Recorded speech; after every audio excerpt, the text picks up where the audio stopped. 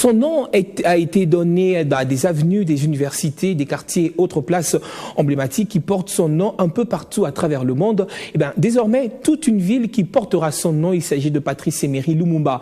Toute une ville lui est dédiée à Wembo Nyama dans le Kasaï oriental, qui est érigé désormais en Lumumba-ville. Comment on peut concilier l'instruction que les Européens nous donnaient à l'école, le principe des civilisations et des morales, avec les actes que ces Européens commettaient vis-à-vis des populations noires. Et c'est en faisant cette observation au jour le jour, à comparer les principes qu'on nous enseignait, les actes que ceux qui nous enseignaient commettaient. Et alors, je voyais chaque fois la contradiction. C'est alors que j'ai commencé à prendre de plus en plus conscience, n'est-ce pas,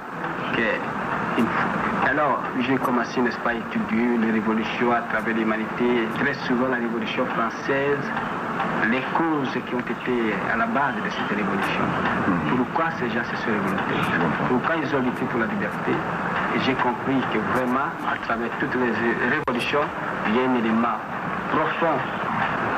C'est la lutte contre l'injustice, contre l'oppression. Cette ville se trouve dans le territoire de Katakokombe, d'où Lumumba est originaire.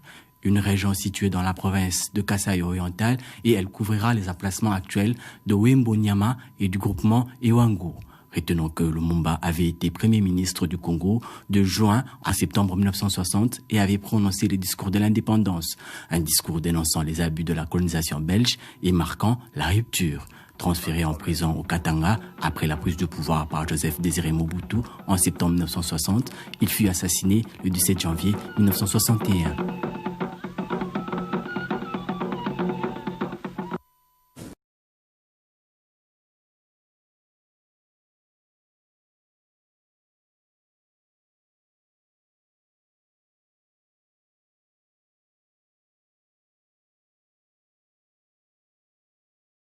Vous le savez, dans son adresse à la nation, la veille de la célébration du 60e anniversaire de l'indépendance de la RDC, le président de la République avait annoncé la création effective à partir du 30 juin de Lumumba-ville dans la province de Sankourou, province dont est originaire Patrice Emery Lumumba, nouvelle bien accueillie par les filles et fils originaires de cette province.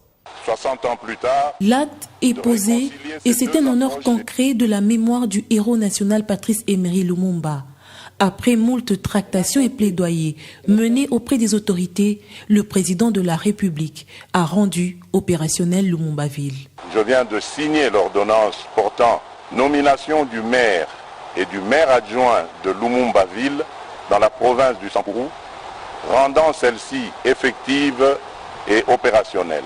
Un vœu des notabilités de ce coin qui se réalise, entre autres, celui de Léonard Tchéo-Kitundu qui a, il y a quelques mois, sollicité l'implication du ministre d'État en charge de la décentralisation Azarias Rouberois pour l'accélération de ce processus, surtout en cette année 2020 qui marque le 60e anniversaire de l'indépendance de la RDC. Nous sommes à la veille de la célébration du 60e de l'indépendance de notre pays.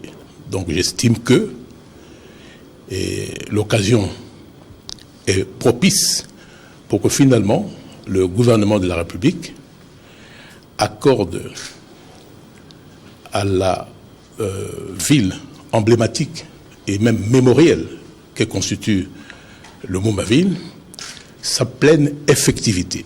Lumumba-ville fait référence à une entité dans la province du Sankourou où Patrice Emery Lumumba a passé sa petite enfance. Situé dans le territoire des Katakokombe, précisément à Wembo Nyama, ce village natal du tout premier ministre congolais est désormais doté d'un maire et maire adjoint. Ces dirigeants ont un défi majeur, celui de désenclaver cette partie du pays et la développer rapidement en vue de la rendre attractive dans les prochaines années.